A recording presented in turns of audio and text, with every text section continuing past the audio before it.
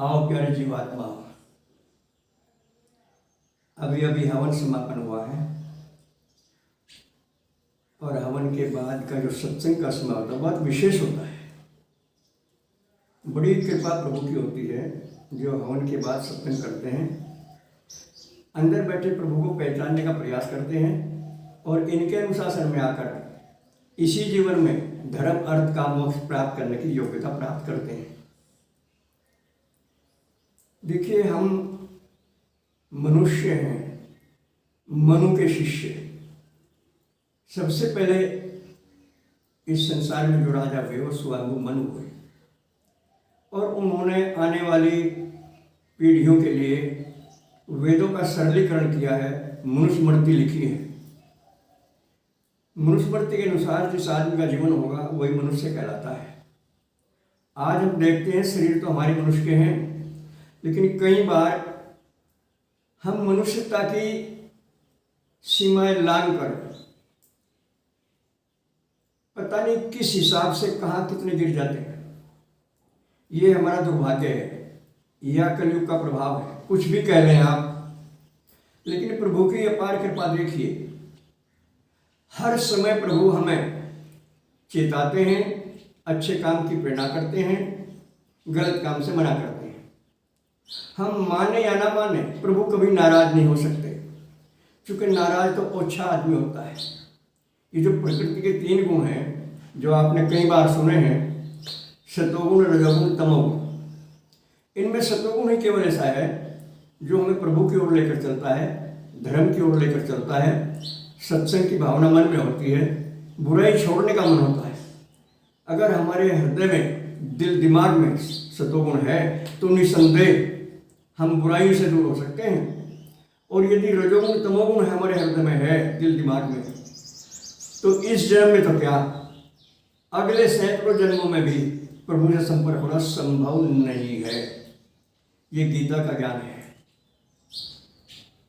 गुण त्रय विभाग योग 14वें अध्याय में भगवान ने बहुत सुंदर बात कही है कि गुण के आधार ही मनुष्य को काम करना पड़ता है। मनुष्य स्वतंत्र नहीं है। प्रकृति जो 3 गुण हैं, 2 को दबा के 1 गुण बढ़ता है। जो सा गुण हावी है उसी के अनुसार मनुष्य को चलना पड़ता है, चाहे वो किसी उम्र का है, किसी आश्रम का है, ब्रह्मचारी, गृहस्थ, वानप्रस्थ, संन्यास कोई भी है, उसके दिल दिमाग में जो गुण बढ़ रहा है उसके अनुसार उसे चलना पड़ेगा। ये उसकी मजबूरी है। कब तक? जब तक उसे आत्मबोध नहीं हो जाता। आत्मबोध के बाद इन गुणों का प्रभाव खत्म हो जाए। देखो, प्रभु की लीला कितनी शानदार है, कितनी सुखद है, कितनी हमें प्रभु दया करते हैं, कितनी कृपा करते हैं। हम स्वयं प्रभु का अंश हैं, हम आत्मा हैं, लेकिन कुसंग में पड़कर, कलयुग को स्वीकार करके, गंदा भोजन करके, पता नहीं किन किन कारणों से हम सतोगुण की परवाह नहीं कर रहे और तमोगुण रजोगुण में जी रहे हैं। और अनाड़ी होते हुए, अनार्य होते हुए अपने को आर्य मानते हैं, अनाड़ी होते हुए अपने को बुद्धिमान मानते हैं, असुर होते हुए अपने को देवता जैसा मानते हैं, बुद्धिहीन होते अपने को बुद्धिमान मानते हैं। क्यों? क्योंकि तमोगुण की विशेषता है, ये रजोगुण की विशेषता है, हमारी आपकी नहीं। तो आइए दृढ़ संकल्प के साथ भोजन शुद्धि पर विशेष ध्यान दें और विवेक जो परमात्मा ने हमें दिया है, बिना ही मांगे परमात्मा ने बहुत बहुत उपलब्धियाँ दी हैं। कितनी विभूतियाँ हैं हमारे पास, कितनी प्रतिभाएं हैं हमारे पास, कितनी सिद्धियाँ, कितनी कलाएं हैं हमारे पास, आप अनुमान नहीं कर सकते। और जिसका सतोगुण नहीं बढ़ा हुआ वो इस बात का विश्वास भी नहीं कर सकता। वो चाहे कितना ही पढ़ा लिखा है, कैसा ही विद्वान है, कैसा ही योगी कहता है अपने आप को, वो विश्वास नहीं करेगा इन बातों का अगर उसका सतोगुण बढ़ा हुआ नहीं है तो इसलिए भगवान की अहेतु की कृपा का भूल कर भी कभी दुरुपयोग ना करें। सदा भगवान की कृपा का सदुपयोग करें और स्वार्थों से ऊपर उठकर आसपास वाले अन्य जीवों के लिए भी काम आए, उनके लिए भी समय दें। केवल स्वार्थ में ना जिए, स्वार्थ के साथ परमार्थ लेकर चलें। और जो कारोबार है उसे अपना ना समझें, उसे भगवान का समझें, और है भी भगवान का। बिना भगवान के किसी के पास कुछ भी कल्पना भी नहीं कर सकते आप, आंख भी नहीं झपक नहीं सकते आप बिना भगवान की कृपा के।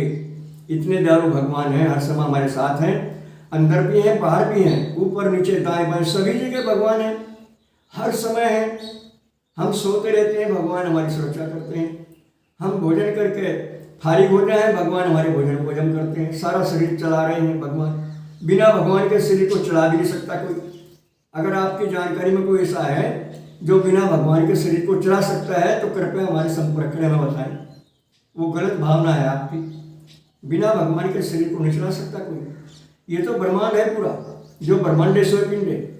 हमने अपना मन करी से कितना गलत डाल दिया, कितनी गलत आदत हमने स्वीकार कर ली, अपना शरीर मानकर, अपना मन मानकर।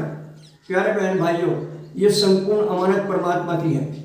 मन भी परमात्मा का दिया हुआ है, बुद्धि भी, प्राण भी, चित्त भी, सब कुछ परमात्मा का दिया हुआ है। इसलिए परमात्मा के दी हुई सौगात को परमात्मा के काम में लगाएं।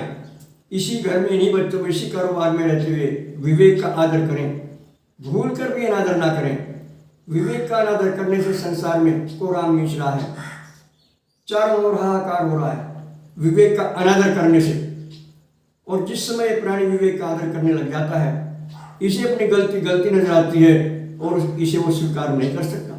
और जब तक विवेक का अनादर करेगा, अपनी गलती की सफाई देगा, गलती स्वीकार नहीं करेगा, इसमें आपका दोष नहीं है।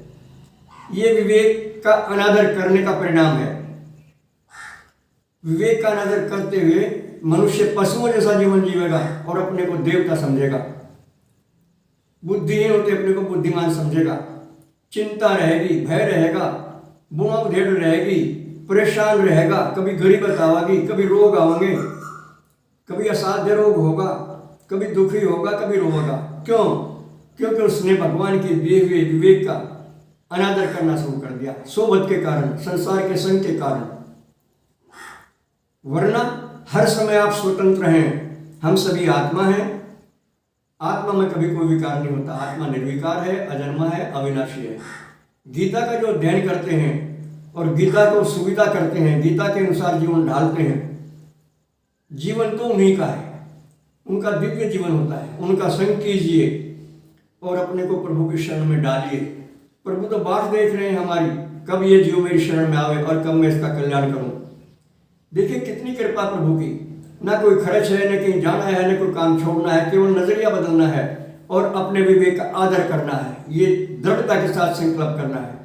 आज अभी इसी समय दृढ़ संकल्प लो, वाहियात बातें छोड़ो, अपनी बुराई, दूसरे की बुराई भयंकर अपराध है, छोड़ो इसे। बुराई करनी तो परमात्मा की करो। बुराई के लायक परमात्मा है, जिनके द्वारा हमें सब कुछ प्राप्त है।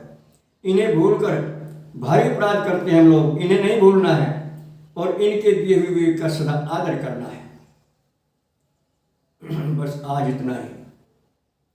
एक वो नंबर अपना हम बताते हैं आपको रोजाना, 7500397535। इसका प्रयोग करें, मिस कॉल करें, आगे खर्च वह हम स्वयं करेंगे।